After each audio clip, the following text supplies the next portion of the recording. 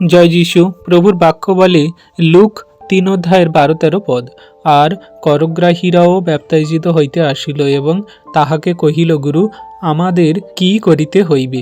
তিনি তাহাদিগকে কহিলেন, তোমাদের জন্য যাহা নিরূপিত তাহা অধিক আদায় করিও না।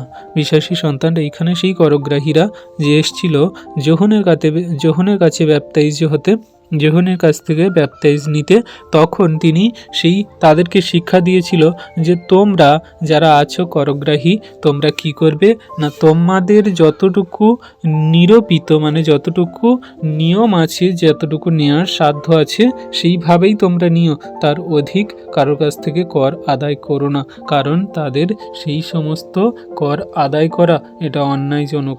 তোমাদের আইন অনুযায়ী, তোমাদের ন্যায্য অনুযায়ী যতটুকু নেয়ার সেইটুকুই নাও, কিন্তু তার অধিক বেশি নিও না।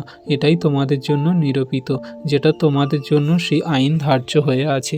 আর আমরা জানি যে তখনকার দিনেও এইরকম কর আদায় হতো, আর এখনকার দিনে আমাদের যেটা বলা হয় ট্যাক্স, এটা আমরা দিয়ে থাকি। তো এই ট্যাক্সের বিষয়টা আমরা বিশ্বাসী সন্তানরা খুব ভালো করে জানি, কারণ প্রভু যীশুও বলেছেন, যেটা কৈশোরে সেটা কৈশোরকে দাও, আর যেটা ঈশ্বরে সেটা ঈশ্বরকে দাও। তাই আমরাও যারা আমরা জগতের মাঝে আছি অথচ খ্রিস্টকে বিশ্বাস করি, অবশ্যই আমাদের ট্যাক্স দেওয়া উচিত, কর দেওয়া উচিত।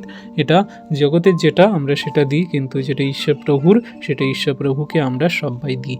আর ঈশ্বর প্রভু এমনি করে সকলকে আশীর্বাদ করুন, যাতে আমরা ধনী ব্যক্তি আছি তারা সম্পূর্ণ সেই নম্রতার সঙ্গে তাদের সঙ্গে সেই রকম আচরণ ব্যবহার রাখি, যাদের কাছে আমরা টাকা ধার দেনা পাই, আমাদের যতটুকু নিরূপিত ততটুকু নিই। আর যারা আমরা খ্রিস্টকে বিশ্বাস করি তারা আমরা সেইভাবে কর দিই, যতটুকু সেখানে দেওয়া উচিত সেইভাবে দিই। ঈশ্বর প্রভু সকলকে আশীর্বাদ করুন।